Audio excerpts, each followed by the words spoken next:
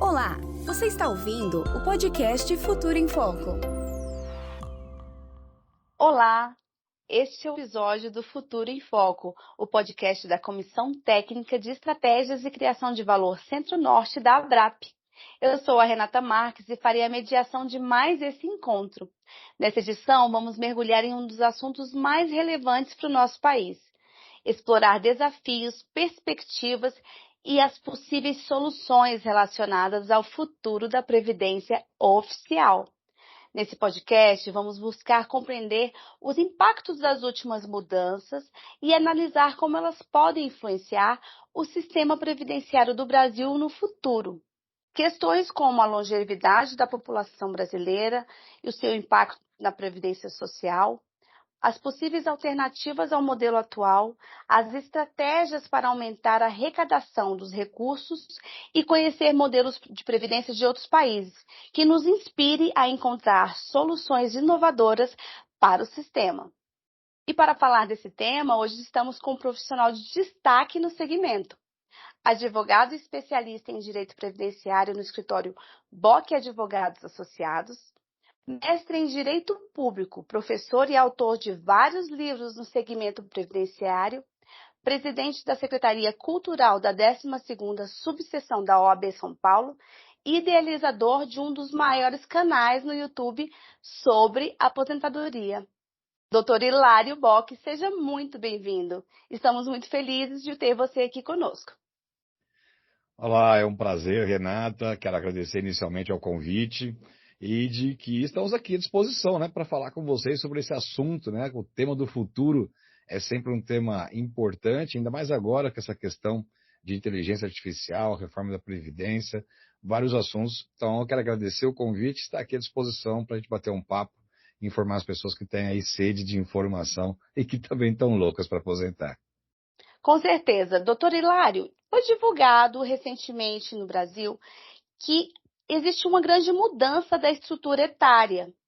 As pessoas têm vivido cada vez mais, devido a fatores como melhor qualidade de vida, prevenção contra doenças, maior cuidado com o físico, entre outros. Enquanto o número de jovens despenca a menos da metade da população em uma década.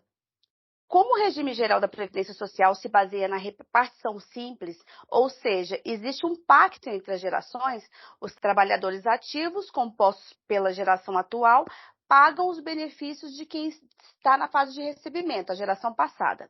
Olhando sobre essa perspectiva, a gente se pergunta: qual o futuro da Previdência Oficial?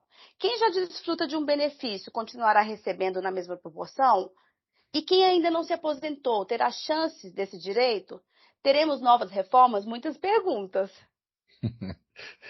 Bom, vamos lá, Vamos tratar esses públicos, um a um, Primeiro, as pessoas que já estão recebendo benefícios, As pessoas que estão recebendo benefícios, a gente sabe que ao longo do tempo a perda do poder de compra é visível, Porque a gente percebe, por exemplo, que desde quando a aposentadoria foi desvinculada do salário mínimo, isso em 1991, nós tivemos um ciclo aí de 30 anos, Vamos colocar de 91, 2021.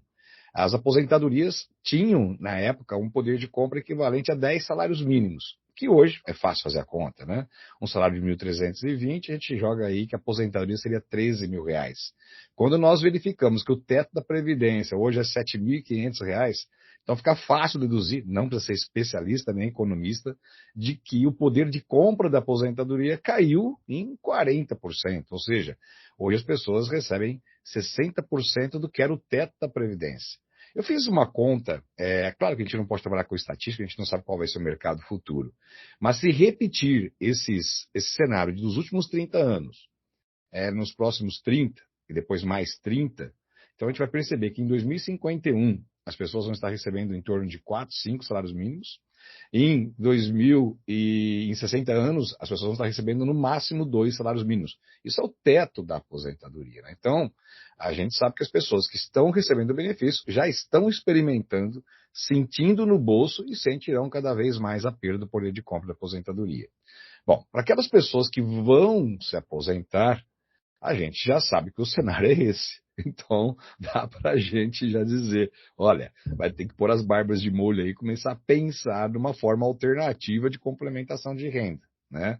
A Previdência Brasileira, a gente não pode negar, ela é um dos maiores programas de distribuição de renda do mundo, né? Garante salário mínimo, 13º, com investimentos baixíssimos. Inclusive, a gente vê, por exemplo, o MEIs pagando 5% do valor do salário mínimo e recebendo o valor do salário mínimo integral com o 13º, o que dá para recuperar o investimento em apenas 9 meses depois de 15 anos de contribuição.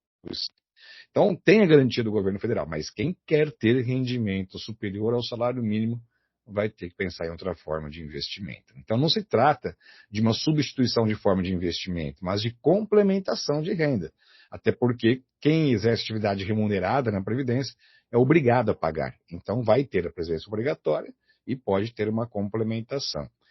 A incerteza do futuro é a questão da sustentabilidade, que foi a pergunta, né? Então, é fácil a gente verificar, né? Eu gosto de fazer prova social das coisas, né? E a gente vai fazer uma prova social aqui agora. A estatística do IBGE é que o número de pessoas com mais de 60 anos saltou de 11% para 14%, de 11,3% para 14,7%, 8% mais ou menos, nos últimos 10 anos, né? Então, o número de idosos aumentou 40%. E as pessoas com menos de 30 anos caiu 5,4%. Então a gente está percebendo exatamente isso, aumentando a quantidade de idosos, diminuindo a quantidade de jovens, envelhecendo o país, menos pessoas na população economicamente ativa, menos pessoas contribuindo e mais pessoas recebendo por mais tempo. Claro, a conta não fecha. Agora, o mais fácil para a gente entender isso, para não ter que falar de números, porque as pessoas às vezes se confundem com números, a gente tem uma prova social. Hoje nós temos, por exemplo, as mulheres retardando a maternidade. Eu não estou nem falando em quantidade de filhos, porque a taxa de reposição humana é 1,2.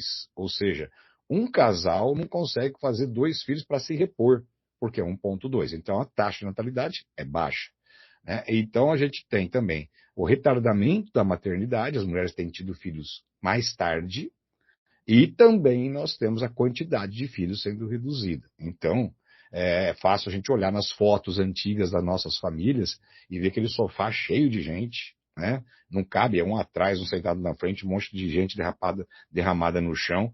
Hoje o casal é um filho e o outro é um petzinho, né? Então, mudou. E o mundo é igual. Quanto à sustentabilidade, a Previdência ela faz parte de um sistema de seguridade social. Saúde, previdência, assistência, então sempre vai ter a garantia do Estado, né? Então a gente não tem essa questão. E na pandemia a gente viu que a Previdência é sustentável. Pagou os benefícios em dia, antecipou o 13º, honrou os precatórios. Então a gente sabe que o dinheiro vai ter. Mas o problema é a gente dizer o seguinte, é dinheiro para quem? Porque quem ganha mais que um salário mínimo vai ter que pensar, de fato, numa complementação de renda, porque a Previdência não vai ser suficiente. Esse ano, o Brasil celebrou 100 anos de Previdência Social e desde a Constituição de 1988 já enfrentamos pelo menos 7 reformas que ocorreram ao longo desses anos para superar 2 desafios: o envelhecimento da população e o déficit no sistema previdenciário. Considerando que a última alteração promovida no sistema previdenciário retardou a aposentadoria, com aumento nos tempos de contribuição e idade, além da adoção de uma regra de cálculo que tende a diminuir o valor dos benefícios. Parece que estamos envelhecendo sem um sistema de seguridade social realmente seguro. Você acredita que teremos mais reformas pela frente? Olha, eu tenho certeza absoluta de que nós teremos novas reformas. Isso é evidente. As reformas da Previdência, elas acontecem porque não são feitos os ajustes que deveriam ser feitos ao longo dos tempos. E a gente tem essa característica aqui de não fazer ajuste, até porque não gera voto, né? Então as pessoas têm essa resistência a ajustes, além de também nós termos já um problema crônico na Previdência, que é uma falta de uma administração regular, sempre politizada, infelizmente. Então a Previdência vai ter ajustes. Essas reformas que nós tivemos, né? Tivemos algumas marcantes, né? Foi a Constituição Federal de 88, que foi a Constituição Cidadã, que incluiu direitos, muitos direitos, e agora, com certeza, eles terão que ser retirados. porque não há sustentabilidade nesse sentido. Aí nós tivemos uma reforma em 1998, emenda constitucional número 20, que acabou com a aposentadoria por tempo de serviço. Pensem que em 98 a gente tinha aposentadoria de homens com 30 anos, mulheres com 25 anos de serviço, sem idade mínima. Isso agora, em 98. Aí nós tivemos essa última reforma, que ela foi muito mais traumática, porque normalmente as reformas, elas fazem o quê? Elas reduzem valores de benefícios e dificultam o acesso aos benefícios. Esta última reforma, ela fez as duas coisas. Ela reduziu o valor do benefício, excluindo a descarte de contribuições menores para aumentar a média, e incluiu todas as contribuições da vida toda do trabalhador na média das aposentadorias, e ainda incluiu novas regras e acabou com a aposentadoria por tempo de contribuição, criando 4 regras de transição, que em 2030 elas estarão terminadas. Então, em 2030, 2031, a regra de 50% de pedágio não vai existir, regra de 100% não vai existir, a regra de idade progressiva já vai estar na aposentadoria por idade, e a regra que a gente tenha de pontuação também já vai estar absorvida pela regra definitiva. Ou seja, em 2030, 31, aposentadoria por idade, apenas o fim das regras de transição. Agora, por que eu tenho certeza absoluta de que nós teremos novas reformas? Primeiro porque, quando foi aprovada essa emenda constitucional número 103 de 2019, eu estava lá em Brasília, acompanhando, cobrindo a reforma da Previdência por uma emissora que eu trabalhava como colunista. E eu vi claramente, e isso está escrito, está lá, tudo que era de consenso foi colocado na emenda constitucional número 103 de 2019.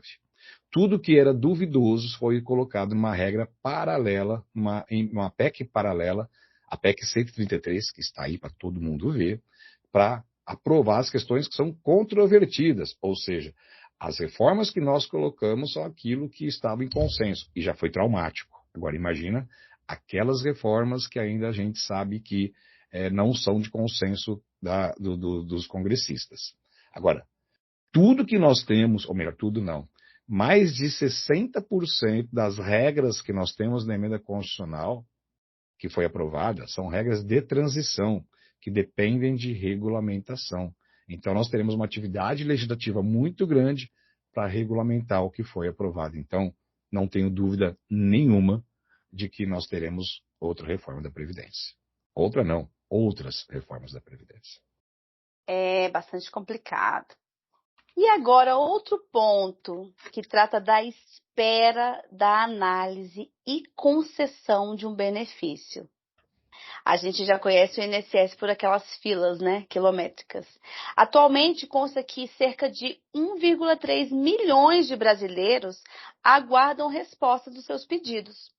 Na sua opinião, o que precisa ser feito para proporcionar um retorno mais eficaz para essas solicitações? Olha, o que pode ser feito, eu tenho quase certeza absoluta, só não vou cravar, que não vai ser feito. Né? Porque desde quando eu me entendo por gente, né, eu trabalho com previdência. Meu pai é advogado previdenciário, meu avô trabalhava com previdência. Então eu nasci dentro do escritório de previdência. E nas minhas poucas idades eu já ia na previdência, na fila, na porta das agências, para protocolar a aposentadoria. Estou falando coisa de mais de 40 anos atrás. Tá? De lá para cá, a fila só mudou de lugar. Ela saiu das portas do INSS e foi para dentro do computador. Né? E agora a gente tem um robô, né, da Previdência, né, que faz análise. Hoje, 4 de cada 10 benefícios já é analisado pelo robô. E eu posso dizer para você, porque eu protocolo benefícios no meu escritório de aposentadorias, em que em feriado, onde não tinha nenhum servidor público trabalhando, eu pedi para meus trabalhadores, algumas secretárias trabalharem, para protocolar benefícios no momento em que ninguém estaria protocolando, já que a gente tem dificuldade também até para dar entrada em processo de aposentadoria. Para minha surpresa, na parte da manhã de um feriado nacional, a gente recebeu negativas de processo em menos de 6 minutos. Na parte da tarde, também. Ou seja, não foi um atendimento humanizado porque não tinha ninguém trabalhando. Então a gente já viu que tinha um robô. E são questões que precisavam ser analisadas humanamente. Casos de pessoas que trabalhavam sem registro, trabalhadores rurais, aposentadorias por invalidez, que precisaria de uma investigação para dizer se a pessoa tinha ou não tinha direito e o benefício foi negado de uma vez. Então, essa questão da fila, eu já vi esse filme, se repete, porque as pessoas agora começam a negar benefícios de forma repetidamente para diminuir as filas da Previdência Social. A solução é muito simples, é investimento. Investimento em infraestrutura, software, pessoal, treinamento, despolitização. Agora é muito fácil. Nós temos um órgão do setor público que funciona muito bem, que arrecada, que é a Receita Federal. E nós temos um órgão que paga, que não funciona. Quer resolver esse problema?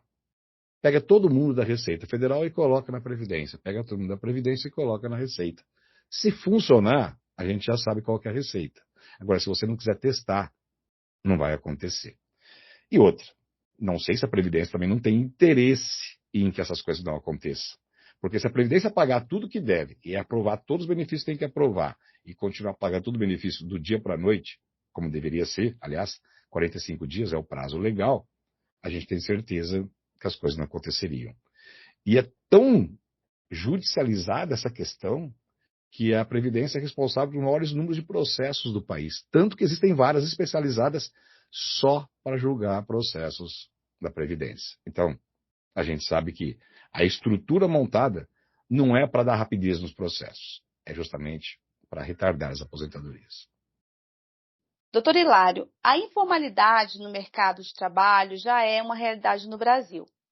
Muitos trabalhadores atuam sem carteira assinada ou em empregos informais, o que afeta diretamente a contribuição para a Previdência Social. Com o aumento dos trabalhadores autônomos e a diminuição dos trabalhos formais, como fica o impacto na Previdência Social do país? E quais as estratégias para aumentar a arrecadação de recursos para a Previdência Social no Brasil no futuro? Bem próximo, né?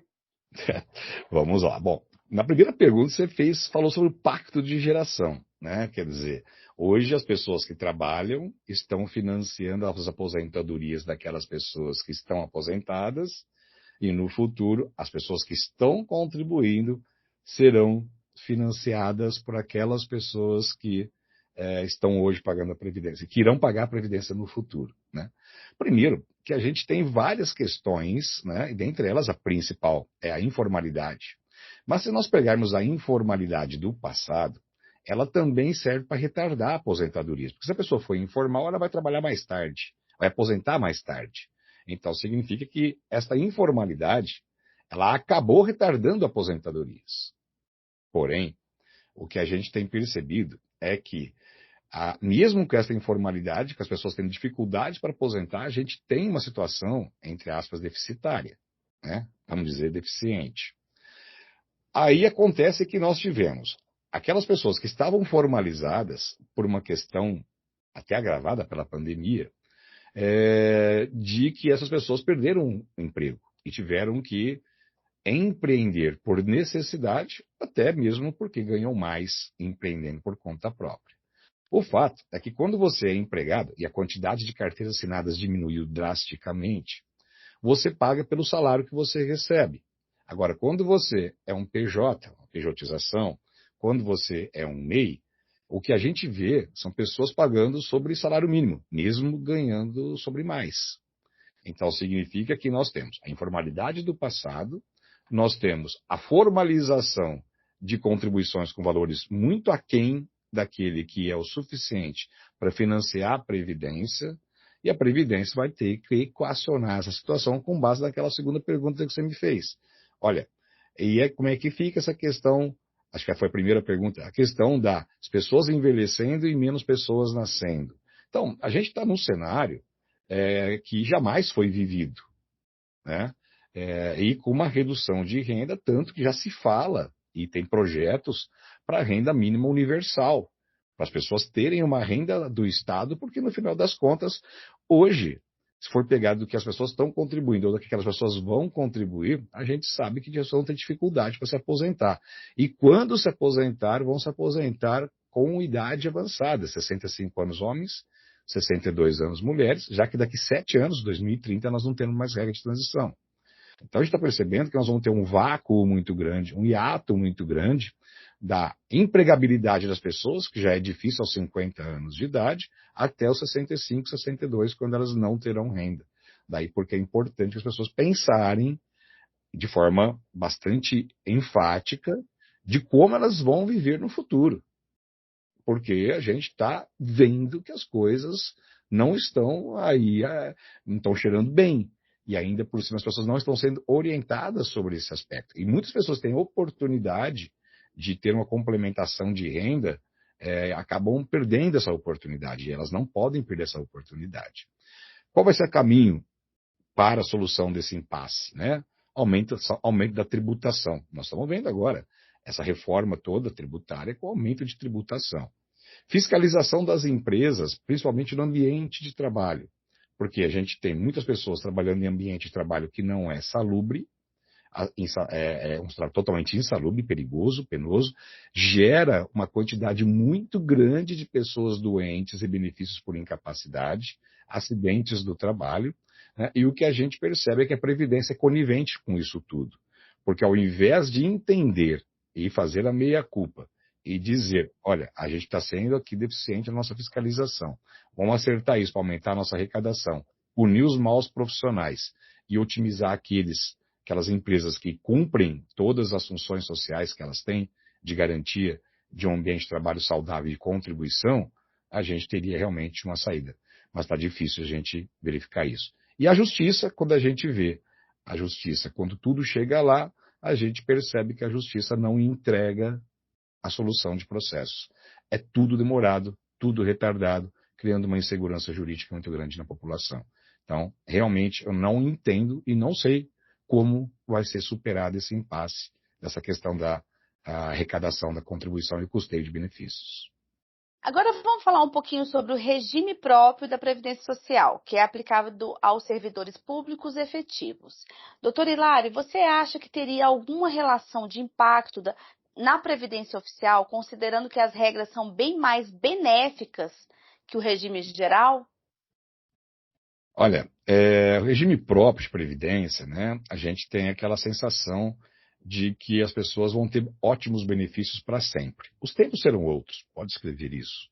A emenda constitucional número 41 de 2003, né, 2003, 13, 23, quer dizer, há 20 anos atrás, acabou com a paridade e integralidade. Aquela questão das pessoas se aposentarem com o salário da ativa e ter os reajustes de acordo com aquelas pessoas que vão tendo aumentos progressivos, isso acabou em 2003. É claro que a gente tem um histórico, tem um passado, tem um estoque de benefícios com direito adquiridos, concedidos antes de 2003, e de pessoas que entraram antes de 2003, quer dizer, 20 anos é um ciclo muito pequeno ainda para a Previdência, mas a gente já sabe que a partir de 2003, principalmente com a Previdência complementar fechada dos servidores públicos, né, o benefício é calculado pela média e vinculado ao teto do INSS. Então, os novos servidores empossados a partir da emenda constitucional número 41 de 2003 já estarão fora dessa grande proteção previdenciária do regime próprio.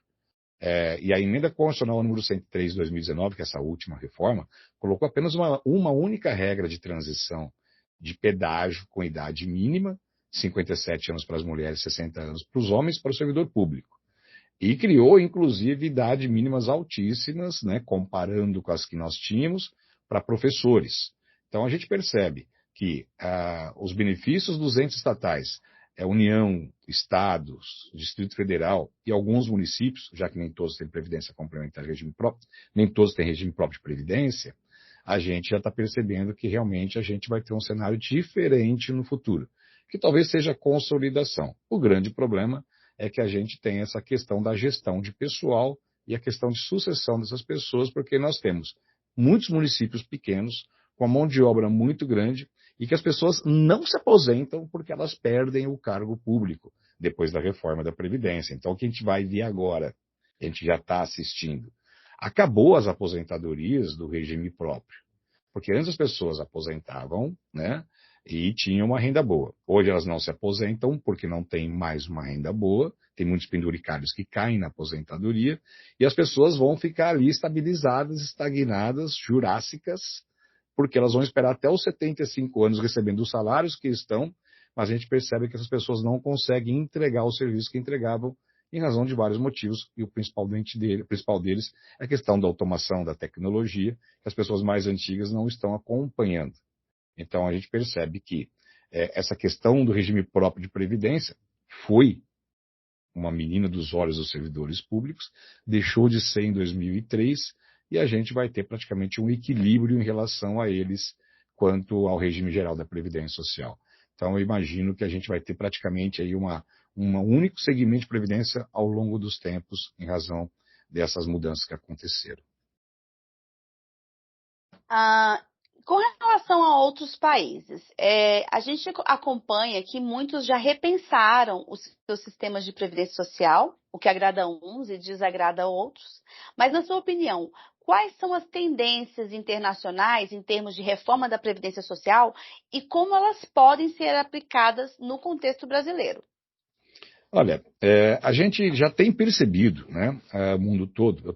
Eu tenho uma particularidade nas minhas férias, sempre viajar a um país, e sempre quando eu viajo eu procuro conhecer a Previdência. Me dedico uns 2, 3 dias para estudar, visitar escritórios de advocacia, pessoal que trabalha na área de Previdência, e é muito fácil a gente explicar isso, né? Se nós pegarmos todos os acordos internacionais que o Brasil tem, a gente percebe que os acordos internacionais envolvem 4 tipos de benefícios, só 4. Idade, porque as pessoas vão ficar idosas, não vão ter como continuar trabalhando. Incapacidade, porque podem ficar inválidas. Pensão por morte, porque é hora, vão morrer. E acidente do trabalho.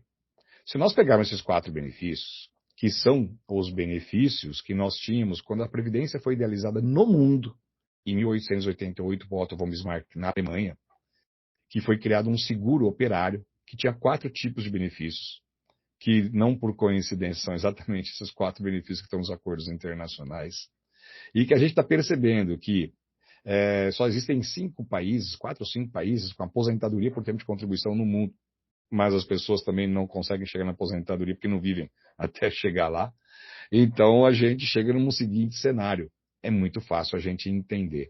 A gente vai ter um regresso nos direitos sociais.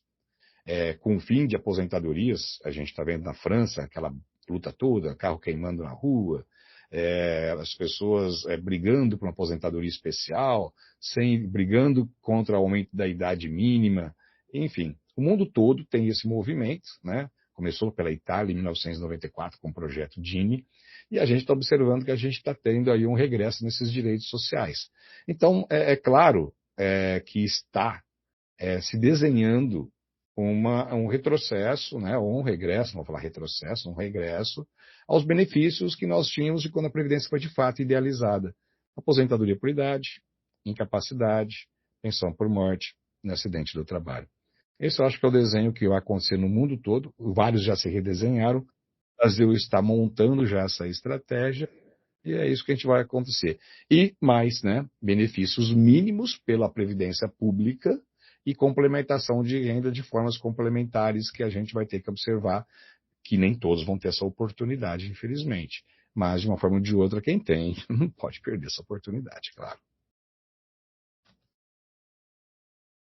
Muitas reflexões quando a gente pensa no futuro da Previdência, né? Doutor Hilário, na sua opinião, qual a sugestão para aquelas pessoas que possuem uma previdência complementar fechada e com paridade do patrocinador? Olha, eu costumo dizer que todo investimento é bem-vindo, né? Vale a pena, né? Às vezes eu brinco, né, em sala de aula com meus alunos mais jovens, né, que eles devem tomar mais cerveja, mais caipirinha, né? Porque às vezes eles viajam a qualquer lugar do mundo, aí eles compram aquele montão de coisa que vai chegar, vai colocar na gaveta e nem vai lembrar que tem. Imagina se aquilo tudo fosse convertido em alguma coisa que trouxesse prazer, na verdade. Então, todo dinheiro vale a pena para a gente investir, né? Então, também não pode ser aquela coisa, dura, né? Você não pode gastar, tem que economizar o cafezinho, não pode fumar. Não é assim, né? Cada um tem um gosto, cada um tem seus desejos, então todo tipo de investimento, quando se tem, vale a pena. Agora, pensa no investimento que cada R$1 que você coloca, alguém vai lá e coloca mais um. Pensa no investimento que você coloca R$10, cada um vai lá e coloca mais 10.